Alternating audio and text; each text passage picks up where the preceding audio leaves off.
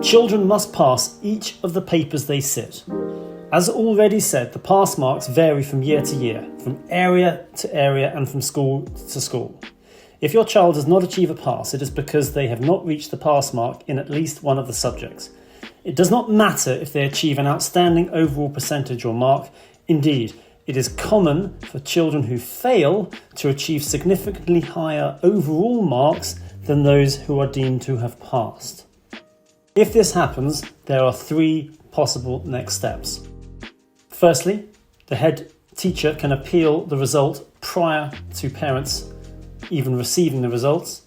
Secondly, once the parents have received the result, they can either accept the result or indeed they can then make their own parent appeal. Head teacher's appeal.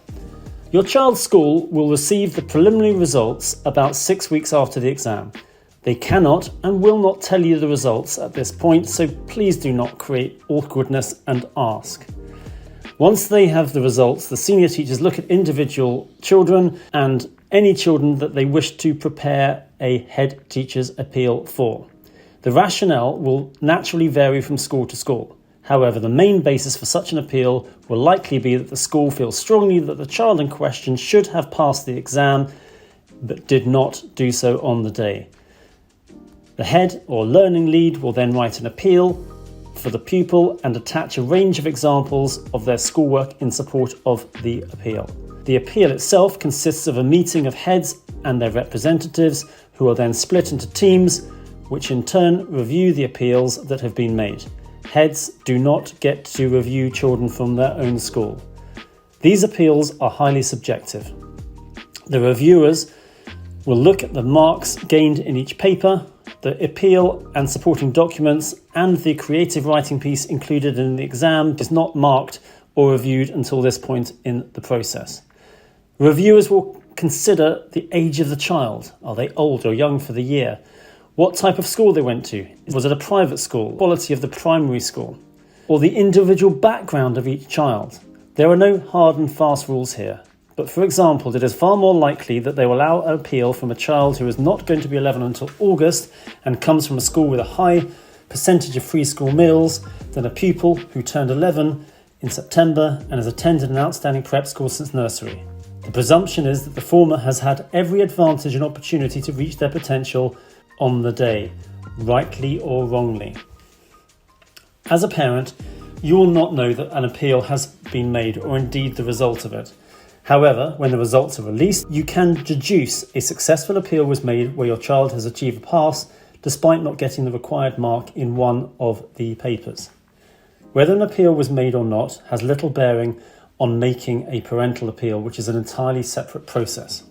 Parent appeal. When you receive your child's exam results, they will indicate whether or not they have passed. At this point, you can choose to make a parental appeal. This is a decision you should not take lightly. Your child would likely be upset and feel that they have let you and themselves down. Revisit your grammar school decision. Armed with the results of the 11+, is it still right for them? Ultimately, if they have missed one or more subject passes by a long way, it is even more unlikely to be successful in appeal. Appeals can be based on a number of factors. For example, the child deserves a place, they are really bright. The child is performing much better in tests at home. Specific disruptions in the exam room. Your child was ill on the day of the test, or your child is recovering from a long-lasting illness.